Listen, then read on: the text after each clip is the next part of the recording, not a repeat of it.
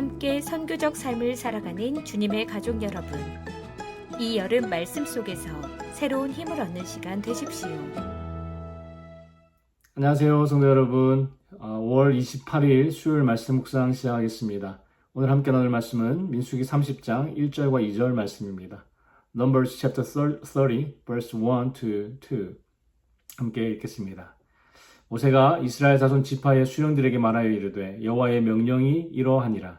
사람이 여호와께 서원하였거나 결심하고 서약하였으면 깨뜨리지 말고 그가 입으로 말한 대로 다 이행할 것이니라. 아멘.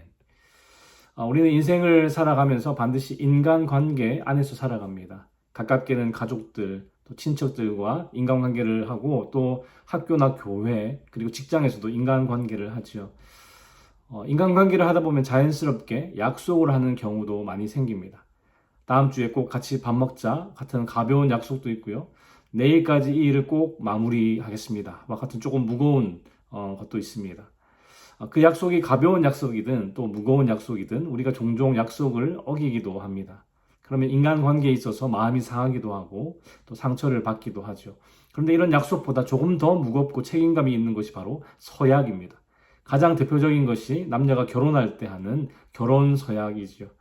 양가 가족들과 친척들 그리고 수많은 지인들이 보는 앞에서 공식적으로 하는 약속이기 때문에 그냥 개인적으로 하는 그런 약속보다 더 무겁고 책임감이 있습니다. 민수기 중간중간에는 이스라엘 민족이 가나안 땅에 정착해서 살아갈 때 필요한 다양한 법이 기록되어 있는데요. 오늘 본문 민수기 30장에는 서원에 관한 그런 법이 기록되어 있습니다. 본문 2절을 다시 한번 보시면 사람이 여호와께 서원하였거나 결심하고 서약하였으면 깨뜨리지 말고 그가 입으로 말한 대로 다 이행할 것이니라. 서원과 또 서약이 나오는데요. 하나님께 약속을 한다는 의미에서는 같지만 서원은 조건을 걸고 하는 약속인 반면에 서약은 조건을 걸지 않는 약속입니다. 사무엘상 1장에 보시면 한나가 하나님께 서원하는 장면이 나오죠.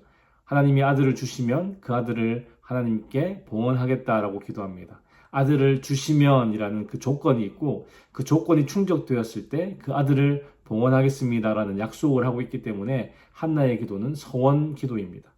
그런데 만약에 누가 올 한 해 하나님께 양 20마리를 바치겠습니다라고 약속한다면 그것은 아무 조건이 없는 약속이기 때문에 그냥 서약인 것이죠. 서원이든 서약이든 하나님께 한 약속 혹은 맹세는 깨뜨리지 말고 다 이행하라고 말씀하십니다. 신명기 23장 21절부터 23절까지 말씀에도 서원에 관한 말씀이 있는데요. 제가 한번 읽어드리겠습니다. 내 하나님 여호와께 서원하거든 갚기를 더디하지 말라. 내 하나님 여호와께서 반드시 그것을 내게 요구하시리니 더디면 그것이 내게 죄가 될 것이라. 내가 서원하지 아니하였으면 무죄하리라. 그러나 내 입으로 말한 것은 그대로 실행하도록 유의하라. 무릇 자원한 예물은 내 하나님 여호와께 네가 서원하여 입으로 언약한 대로 행할지니라. 23절에 보니까 자원한 예물은 내 하나님 여호와께서 네가 서원하여 입으로 언약한 대로 행할지니라. 여러분, 하나님이 돈이 필요해서 너 나한테 약속한 예물 꼭 바쳐라 라고 말씀하시는 겁니까? 아니죠. 하나님께서 그 정도 기도 제목을 들어주려면 소 2마리 정도는 바쳐야 한다 라고 성경에 말씀하신 적이 있습니까? 없습니다. 서원과 서약은요, 하나님께서 요구하신 것이 아니라 사람이 일방적으로 하나님께 약속하는 것입니다. 하나님의 은혜가 너무 커서 하나님, 제가 하나님께 감사의 마음으로 양 10마리를 바치겠습니다. 혹은 중요한 계약을 앞두고 하나님 이 계약이 잘 성사되게 해주시면 10의 1조가 아니라 10의 2조를 바치겠습니다라는 약속을 할 수도 있는 것이죠. 비록 하나님께서 요구하신 것이 아니지만 우리 인간의 입장에서 하나님께 감사하는 마음으로 혹은 하나님의 도우심을 간절히 요청하는 마음으로 서원이나 서약을 하는 것입니다. 그런데 서원이나 서약은 하나님과 맺는 약속이기 때문에 경솔하게 행하면 안 되는 것이고 또 반드시 지켜야 하는 것입니다. 자원하여 약속한 것이지만 하나님께 한 약속이기 때문에 엄숙한 것이고 성스러운 것이 되는 것이죠. 저는 이 서원이나 서약에 관한 말씀을 볼 때마다 어릴 때 아버지가 하셨던 서약이 생각이 납니다. 제 기억으로는 교회에서 열렸던 부흥회였던 것 같은데요. 그때 아버지께서 수백만 원을 헌금하기로 서약하신 것 같았습니다. 가정의 경제적인 형편이 굉장히 어려웠던 때였는데 무리하게 헌금 서약을 하셔서 오랫동안 힘들게 갚으셨던 것으로 알고 있습니다. 어릴 때는 그런 아버지의 모습이 참 원망스럽기도 했습니다. 왜 그렇게 무리하게 서약을 하셨을까? 하나님, 우리의 형편을 누구보다 잘 아실 텐데 그 서약을 그냥 취소하면 안 될까요? 하는 그런 어린 생각을 어린 마음에 했었던 기억이 있습니다.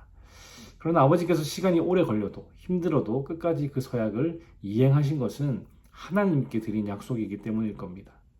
인간관계에 있어서 약속을 아주 중요하게 여기며 사셨기 때문에 하나님께는 더더욱 그 약속을, 그 서약을 지키기 원하셨던 것이죠.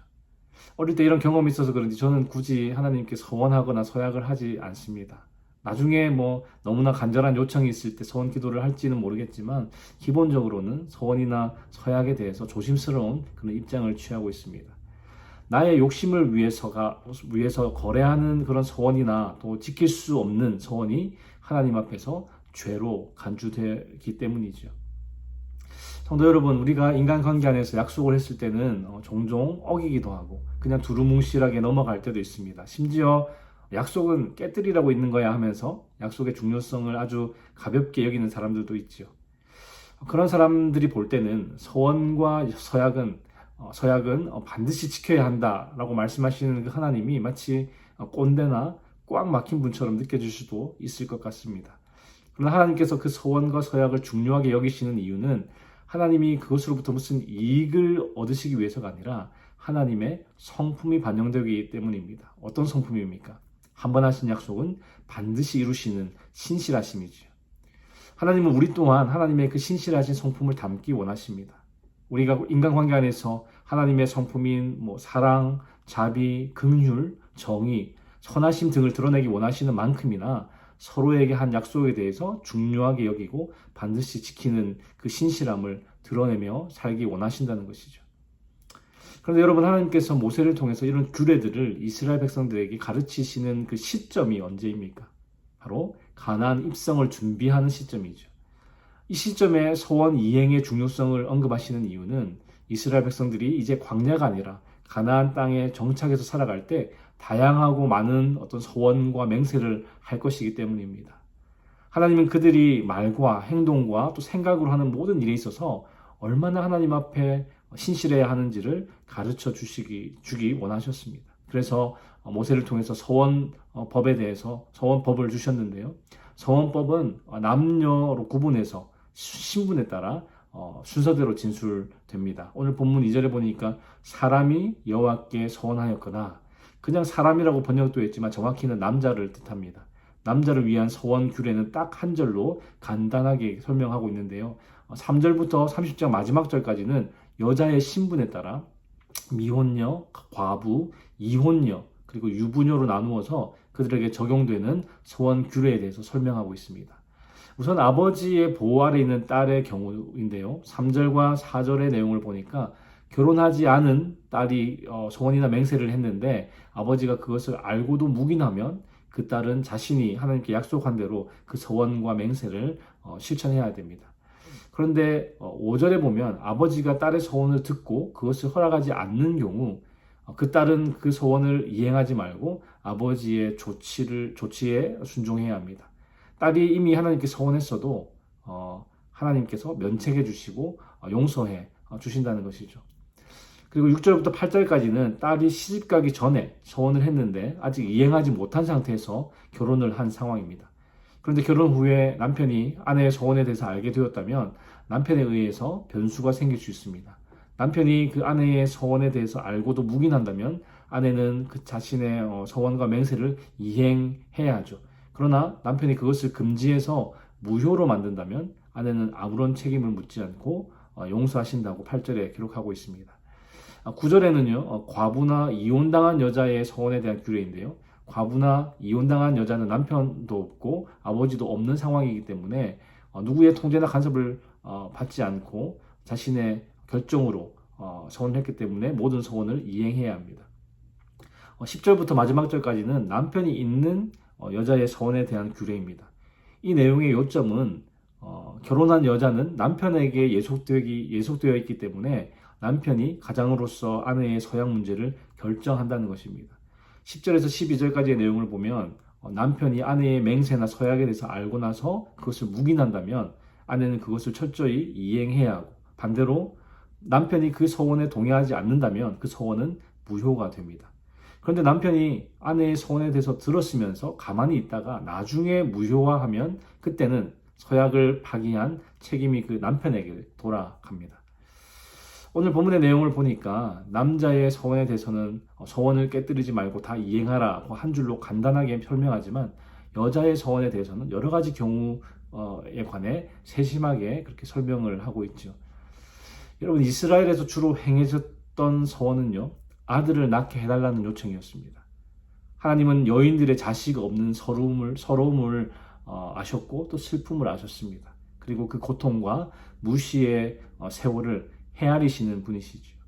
그리고 또 다른 서원은 남편이나 아들을 전장에 보낸 아내들과 어머니들에 의해서 이루어졌습니다. 하나님은 곤경에 처한 여인들의 탄식과 기도를 듣고 계십니다. 여러분, 이 여인들이 하나님께 그런 서원을 하며 기도할 때 얼마나 간절한 마음으로 또 간절히 믿음으로 기도했겠습니까? 우리 또한 하나님께 간절히 원하는 것이 있을 때 믿음으로 서원하며 기도합니다. 그러나 우리가 서원 기도를 할 때 주의해야 할 것은 화장실 들어갈 때 마음과 나올 때 마음이 다른 것처럼, 이 소원을 들어주시면 하나님께 이것 하겠다 저것 하겠다 서원해놓고 막상 그 소원을 이루어주시면 아무 일 없었다는 듯이 그 소원을 무시해 버리는 것이죠. 여러분, 소원을 이행하는 것은요, 소원을 하는 것만큼이나 믿음을 요구합니다. 그래서 믿음이 없으면 말만 번지르르 하게 하지 실제로 소원을 이행하지 못한다는 것이죠.